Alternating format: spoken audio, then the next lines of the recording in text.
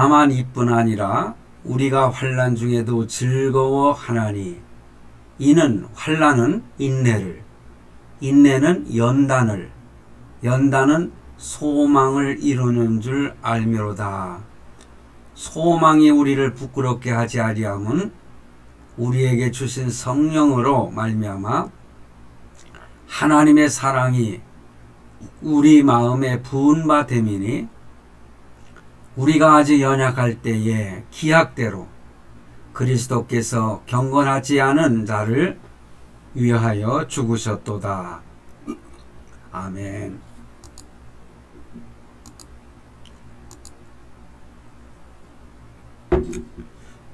예. 오늘 본문 말씀을 가지고 생각해 볼 말씀의 제목은 믿음은 오직 희망을 선택합니다. 오직 희망을 선택한다. 그런 의미로 오늘 말씀을 생각해 보도록 하겠습니다. 여러분, 여러분도 잘 아시다시피 성경에 나오는 인물 중에 요셉이라는 사람이 있죠. 요셉은 꿈의 사람입니다.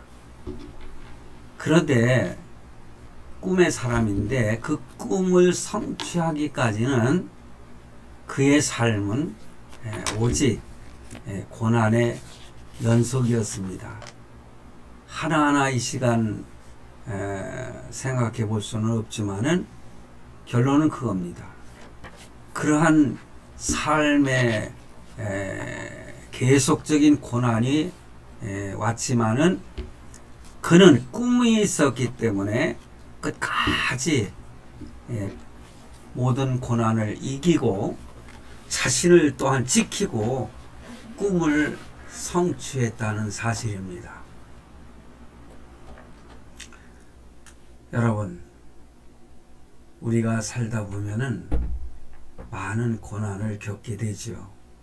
그러나 그러한 고난 속에서도 하나님을 결코 의심하지 말고 절망을 하지 말고 믿음과 희망을 선택하시기를 바랍니다. 믿음의 사람들은 결코 포기하지 않는 그런 삶을 살았습니다.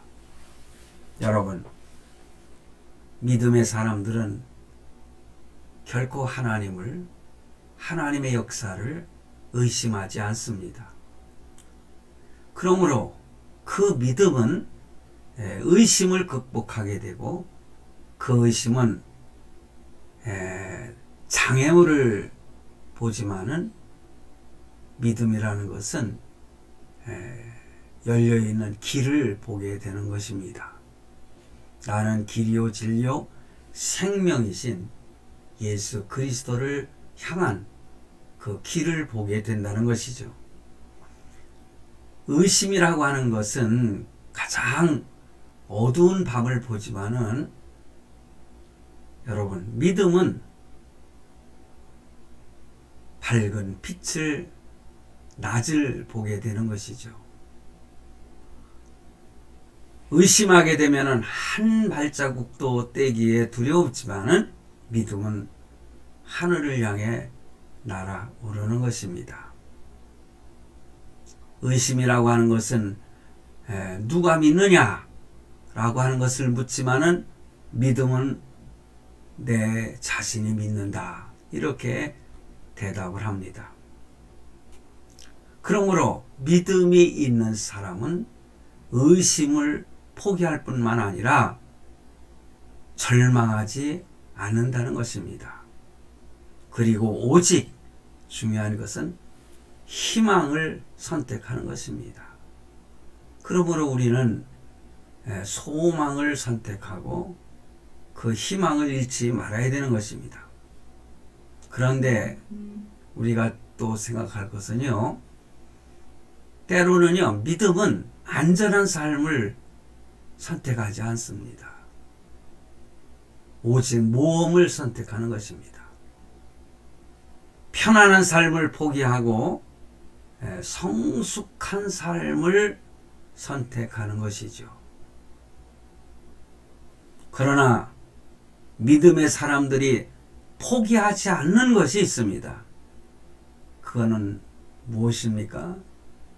당연히 하나님을 포기하지 않죠. 믿음을 포기하지 않습니다. 뿐만 아니라 가지고 있는 꿈을 포기하지 않습니다. 꿈을 이루기까지 요셉처럼 목표를 달성하기까지 결코 포기하지 않고 흔들리지 않고 그 길을 향해서 나아가는 것입니다. 그래서 로마서 15장 13절에 보면은 소망의 하나님이 모든 기쁨과 평강을 믿음 안에서 너에게 충만하게 하사 성령의 능력으로 소망이 넘치게 하시기를 원하노라. 이렇게 말씀하고 있어요.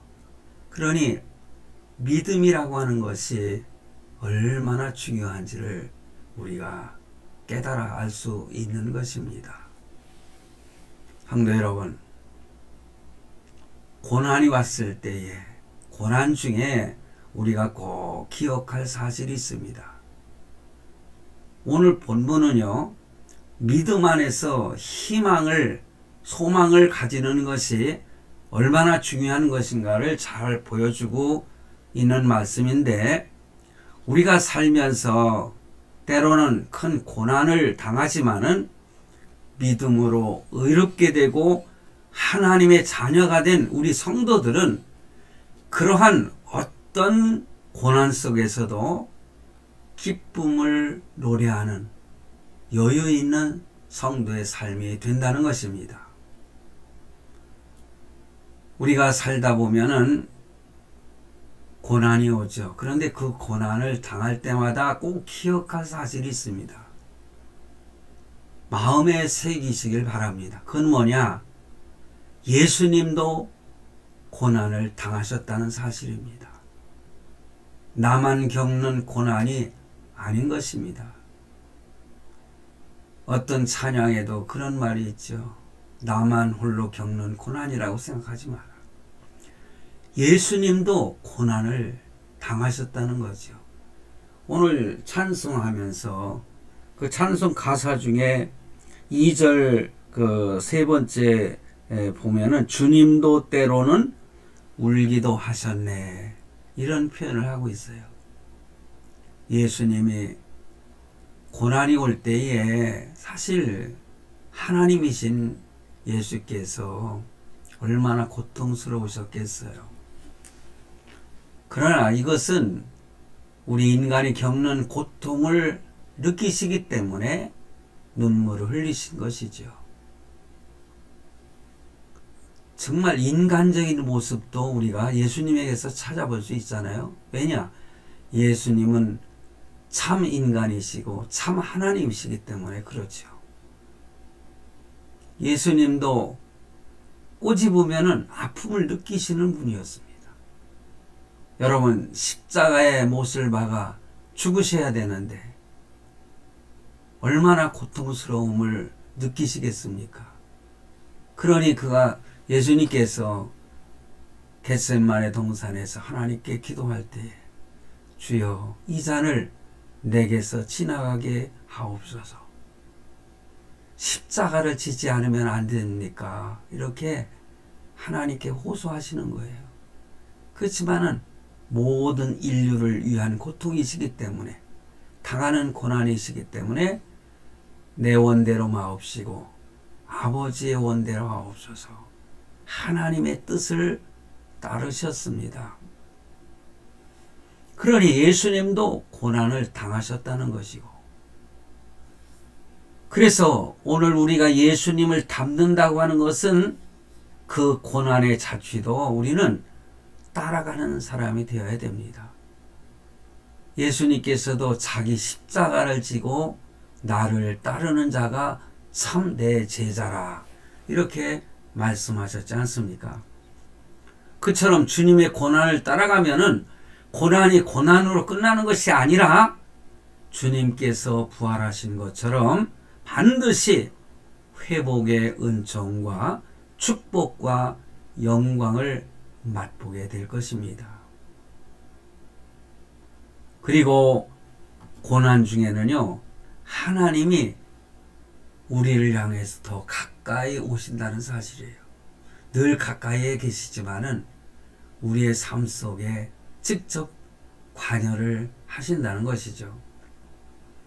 여러분, 부모가 자식을 키울 때에 저희 모친께서 늘 그런 말씀을 하시더라고요. 10손가락 중에 깨물면 안 아픈 손가락이 어디 있겠느냐, 그런 말씀을 하셔요. 그 가운데서도 많은 자녀들 가운데에 더 고난과 고통을 당하는 자식에게 더 관심이 가고 또한 더 위로하고 싶은 마음이 생기지 않겠습니까? 그게 부모의 심정인 것처럼 오늘 우리가 고난 속에 있다면은 하나님께서는 더 가까이 오셔서 우리의 등을 도닥 두들기시면서 걱정 마라 그렇게 위로해 주시는 하나님이신 것입니다. 뿐만 아니라 고난이 왔을 때에 기억해야 될 것은 고난을 통해서 더 성숙해지고 강해진다는 사실이에요. 그런 말이 있지 않습니까? 어린아이가 자라면서 어느 때 크게 어떤 그 아픔을 겪은 이후 많이 고통을 당하는 그러한 아픔이 있은 이후, 그러니까 병이 들었다가 나았을 때에 좀 더 성숙해지고 자라난다는 그런 말이 있잖아요. 그래서 고난 당한 만큼 성숙하여진다, 그런 말인 것이죠. 그러므로 우리는 그 고난 그리고 십자가를 피하면 안 되는 것입니다.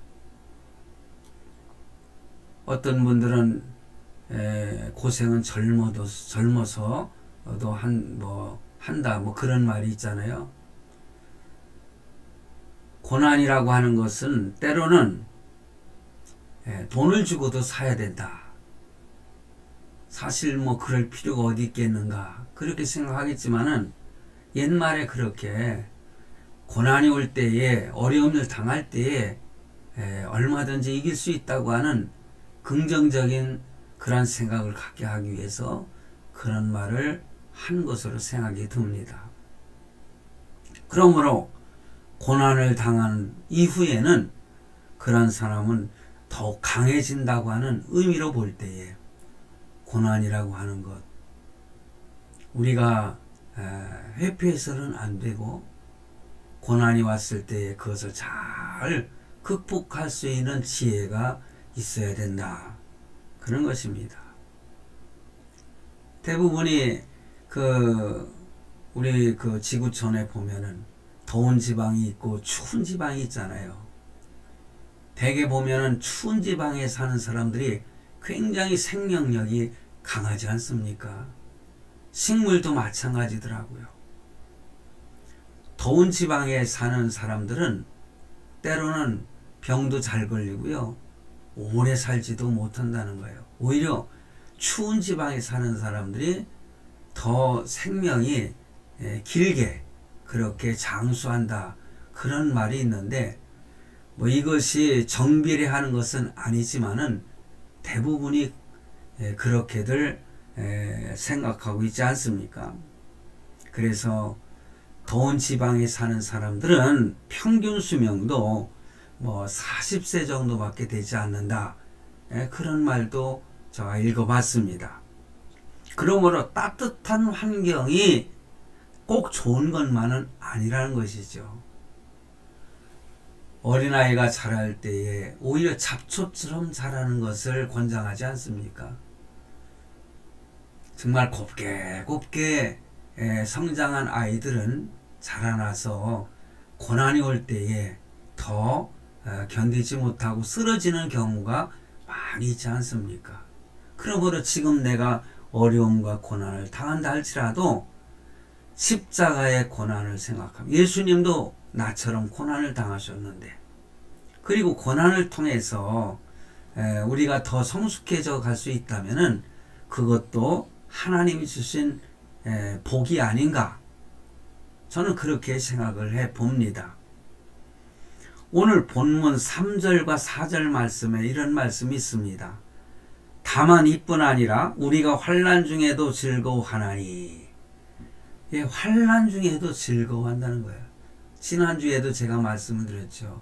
사도 바울이 로마 감옥에서 빌립보 교회 성도들에게 편지를 쓸 때에 너희는 기뻐하라, 주 안에서 기뻐하라, 다시 말하노니 기뻐하라, 이렇게 매 장마다 서두에 기뻐하라는 말로 편지를 쓰기 시작했던 것을 우리가 성경을 통해서 발견하지 않습니까?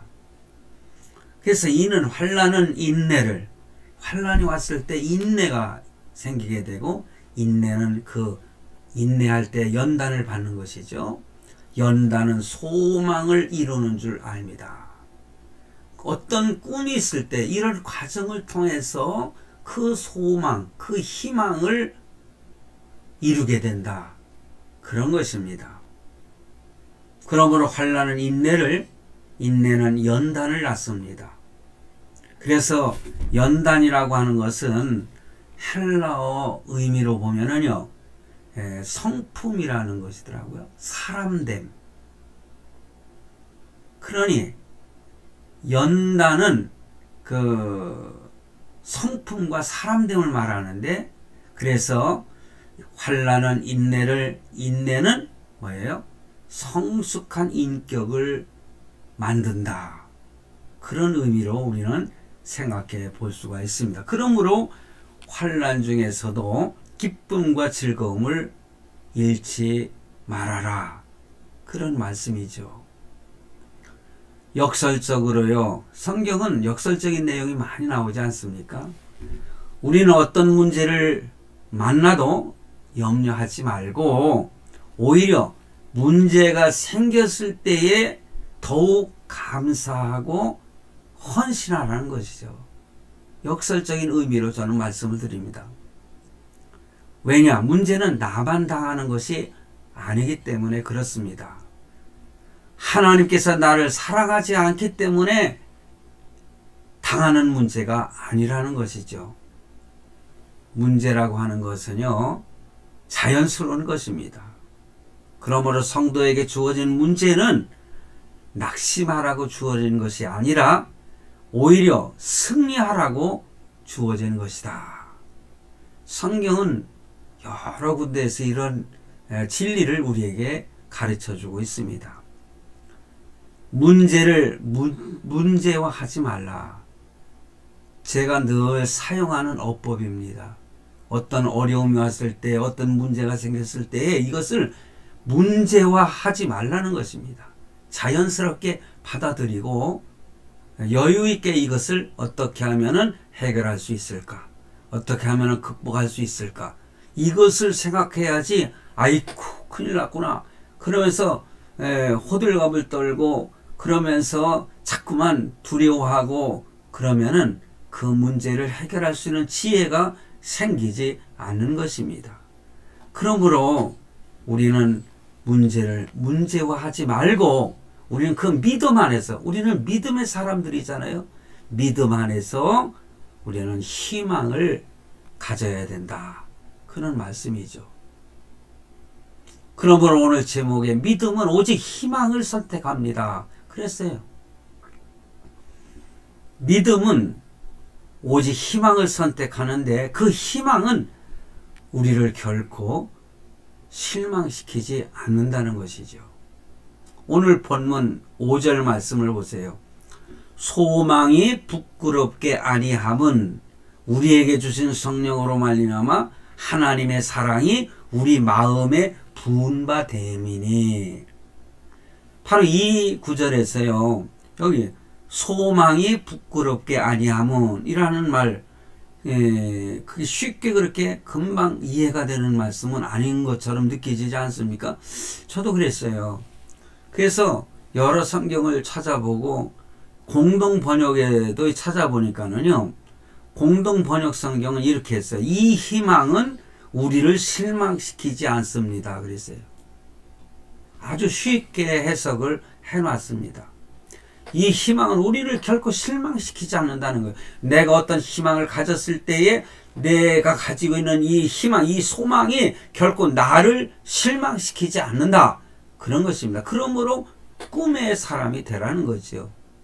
꿈을 가지고 하나님께서 나와 함께 하시고 동행하시고 이 꿈을 하나님께서는 꼭 이루어 주신다. 이런 확신을 가지고 가면은 그 꿈은 나를 실망시키지 않는다. 그런 말씀으로 오늘 본문에서 말씀해 주고 있는 것입니다. 그러므로 우리가 믿음 안에서 희망을 가지면은 그 희망은 결코 우리를 실망시키지 않을 것입니다. 왜냐하면 본문 6절 말씀처럼 독생자까지 내어주신 하나님의 사랑이 우리 안에 있기 때문에 그렇다. 그것입니다. 우리 인생의 삶에 있어서 성공하기 위해서는요, 아주 중요한 것이 있습니다. 그건 뭡니까? 항상 강조하는 거죠. 그것은 하나님 안에서 꿈과 희망을 가지고 사는 것이다. 이게 굉장히 중요해요.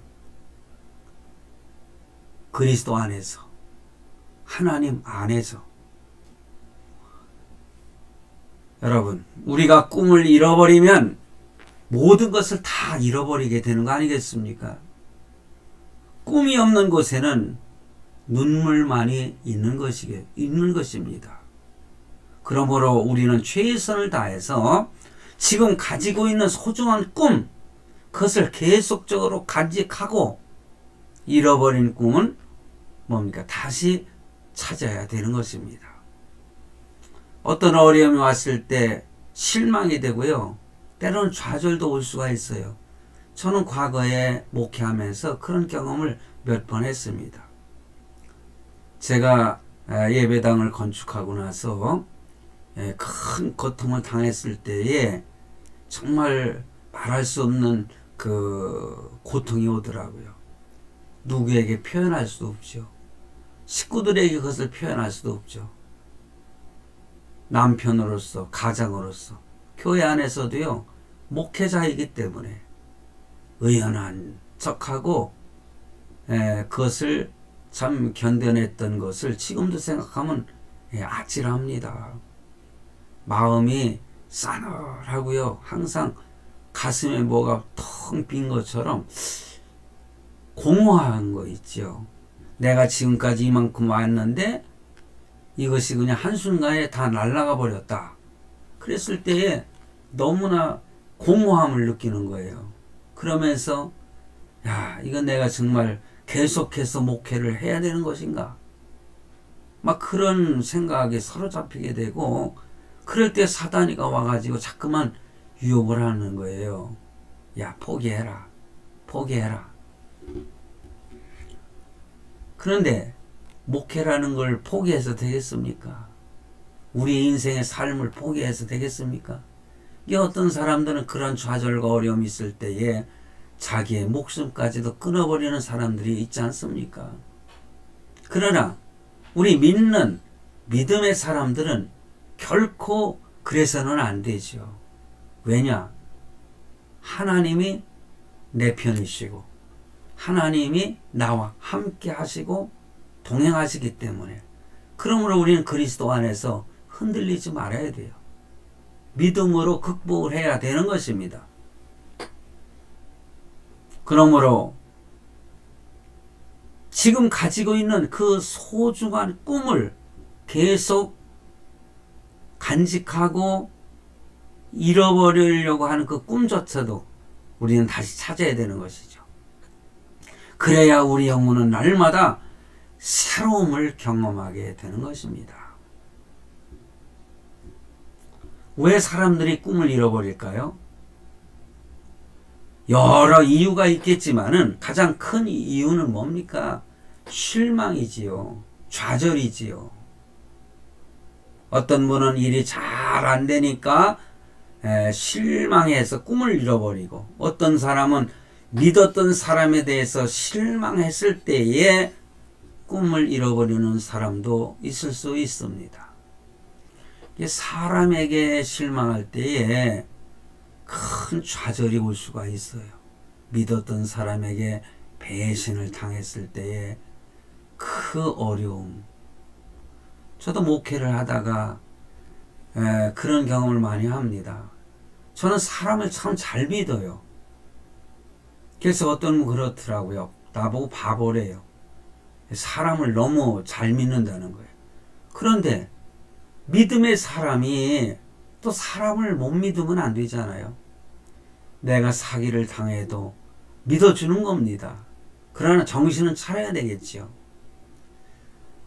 열심히 가르치고 또 가르치고 믿음의 어떤 그 충만한 데까지 이르게 만들기 위해서 참 신앙의 훈련과 그렇게 가르쳐서 세워놨더니 그러한 성도가 저를 배신하고 나가버리고 저의 가슴을 아프게 할 때가 정말 그 극복하기가 힘이 들더라고요.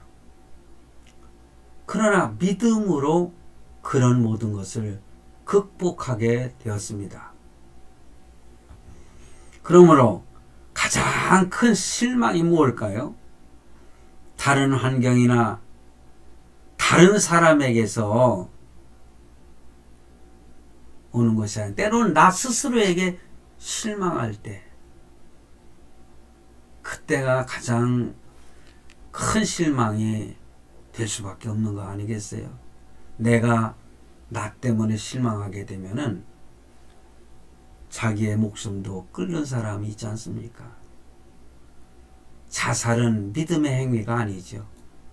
결코 성경적으로 볼 때 자살은 구원받지 못합니다. 자기의 생명은 자기 것이 아니죠. 내 생명은 내 것이 아니라 피로 값주고 사신 주님의 것이라는 거예요. 이미 하나님의 것입니다. 하나님이 창조하셨고 하나님의 것이지 내 생명이 아니라는 거죠. 하나님은 나에게 주셔서 움직일 수 있도록 하신 것이죠.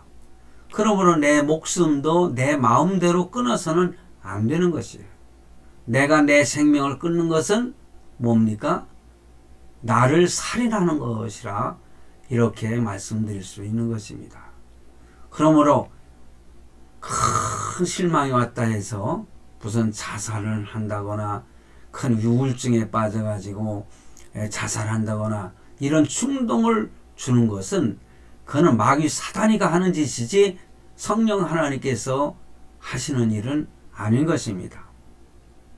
여러분, 그러므로 저와 여러분은 믿음 안에서 희망을 가져야 된다. 그런 것입니다. 살아가면서 꿈을 잃어버리는 것처럼 비극적인 일은 없습니다. 짐승들은 꿈이 없죠. 사람과 짐승이 다른 점은 사람은 꿈이 있지만은요, 짐승은 꿈이 없어요. 이렇게 단정을 해도 될지 모르지만은요, 제가 우리 조그만 푸들을 키우고 있는데요, 요즘에는요 이 푸들 때문에 아주 위로를 받고요, 웃기도 하고 재미있어요. 왜냐하면은 요것이 이제 나이가 들면서 아주 똑똑해지고요, 때로는 행동이 과격하게 될 때도 있거든요. 그런데 그 콩이를 다루는 법은요, 먹을 것만 주면 돼요. 아무리 막 좋아하다가도요, 누가 먹을 것만 주려고 하면은 벌써 그냥 휙 떠서 가지고요 와가지고, 그래서 제가 뭘 먹고 있는 바작바작 소리만 나면은요 달라고요. 화다닥 뛰어가지고 내 앞에서 막 달라고 그래요.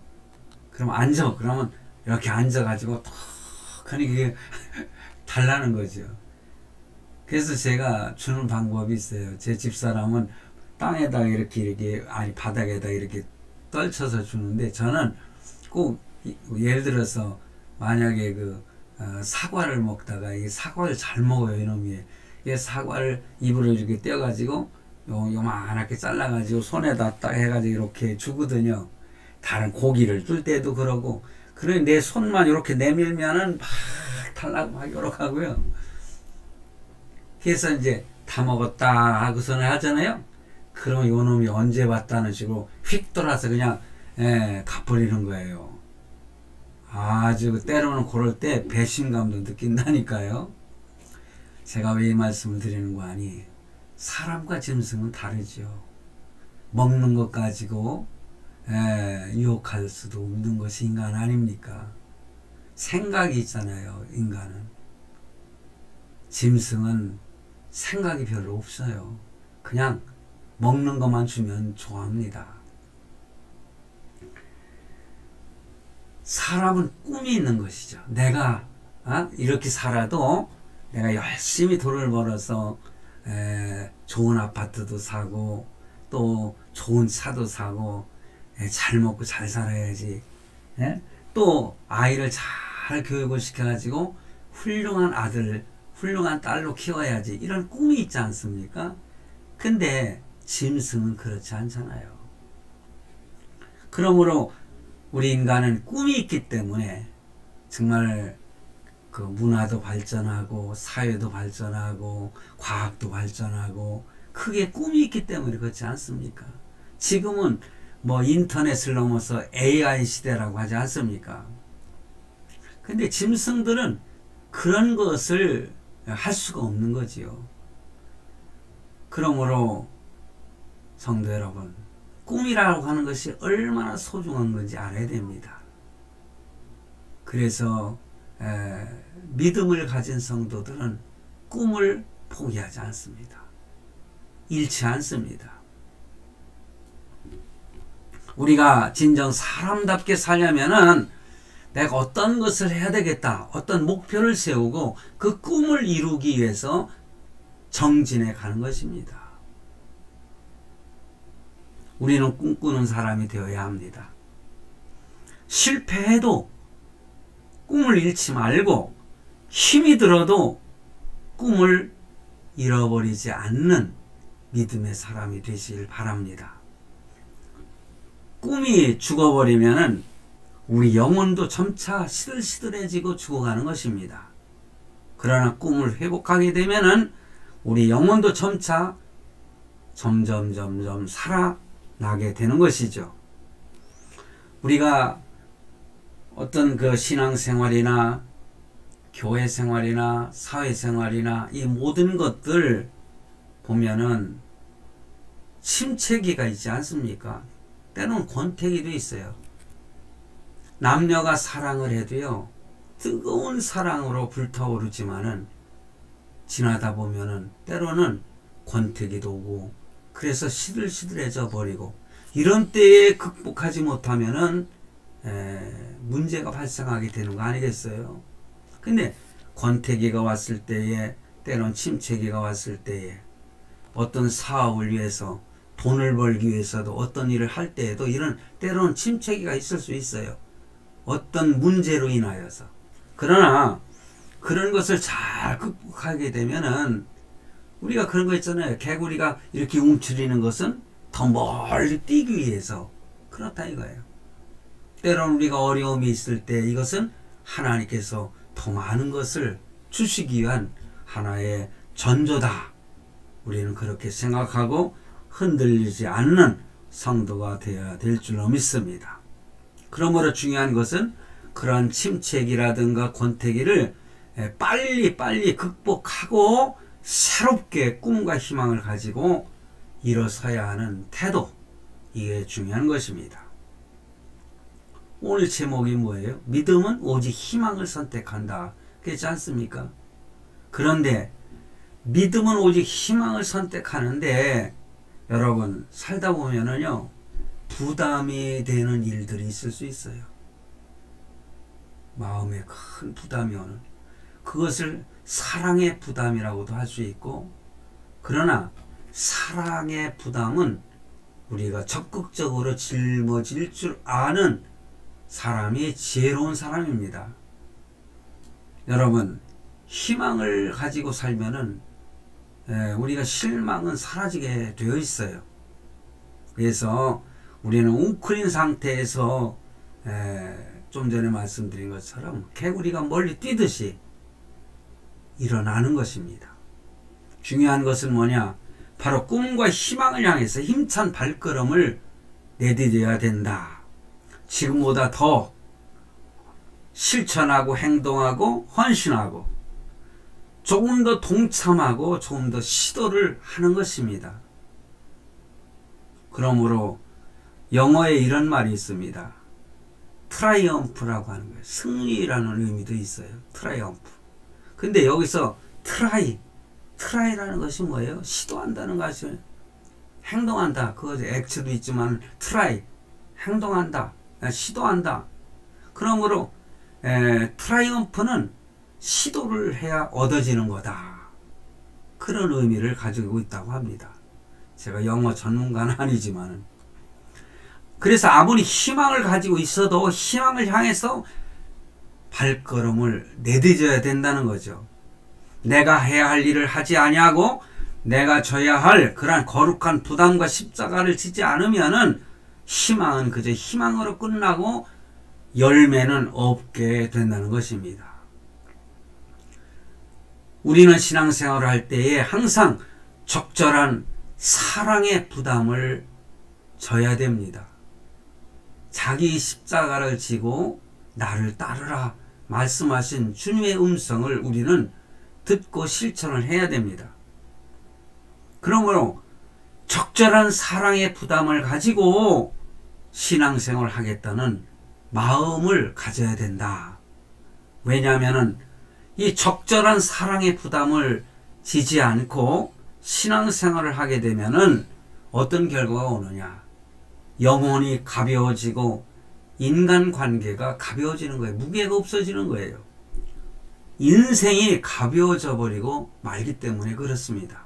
그처럼 영혼이 가벼우면은 바람이 불 때 쉽게 날아가 버리지 않습니까? 삶이 힘들 때 내 옆에서 나를 붙들어 줄 사람이 많지 않다는 거죠.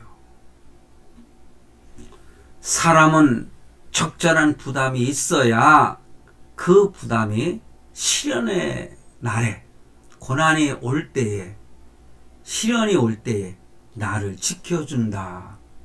그런 말씀인 것입니다. 여러분 나룻배는요 이 바닥짐이라고 하는 거 여러분 혹시 아시는지 모르겠어요. 벌레스트라고 하는 바닥짐 영어로 벌러스트라고 하더라고요. 근데 그 벌러스트를 갖다 벨러스트 이 발음이 제가 좀 그런데 이걸 제가 찾아봤어요. BALLAST 명사인데 배를 안정시키기 위해서 그러니까 배 밑바닥에 싣는 자갈 또는 물 그것을 바닥짐이다. 그렇게 말한다는 거예요.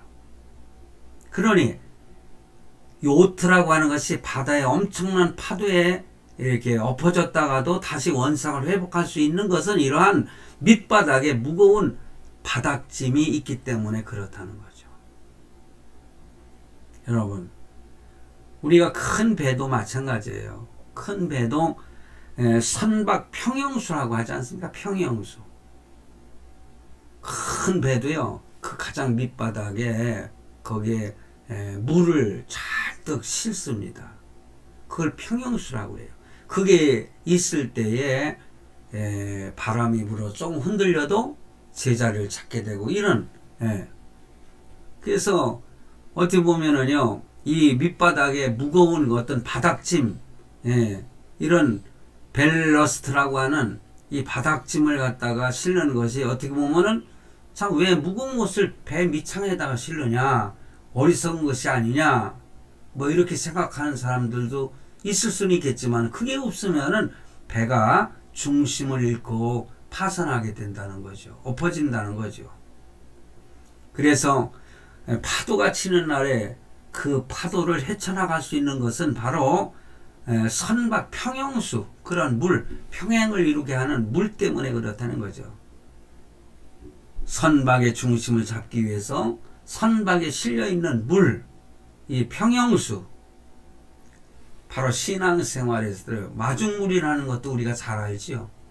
그래서 우리가 물을 퍼올릴 적에 마중물이라고 먼저 한번 물을 붓고서는 수도 가서 막 이렇게 펌프질을 하면은 물이 밑에서 쫙 올라오지 않습니까? 그런 마중물처럼 우리가 어떤 사랑의 짐이라는 것, 부담이라는 것, 이것이 적절하게 있을 때에 그 인생의 삶이 안전성을 가져오게 되고 평온하게 앞을 향해서 나아갈 수 있다. 그것입니다. 여러분, 우리가 신앙생활이든 우리의 삶을 살 때에 매일매일 기도하지 않습니까? 항상 무릎 꿇고 앉아서 기도하는 것만이 기도는 아니잖아요. 때론 새벽 기도도 가게 되고, 금요일 날에도 기도하러 가고, 수요일 날도 기도하러 가고, 다 하지 않습니까? 매일매일 또 기도하지 않습니까? 어떻게 보면은요, 이것이 우리 인생에 있어서, 신앙생활에 있어서 큰 부담일 수가 있죠.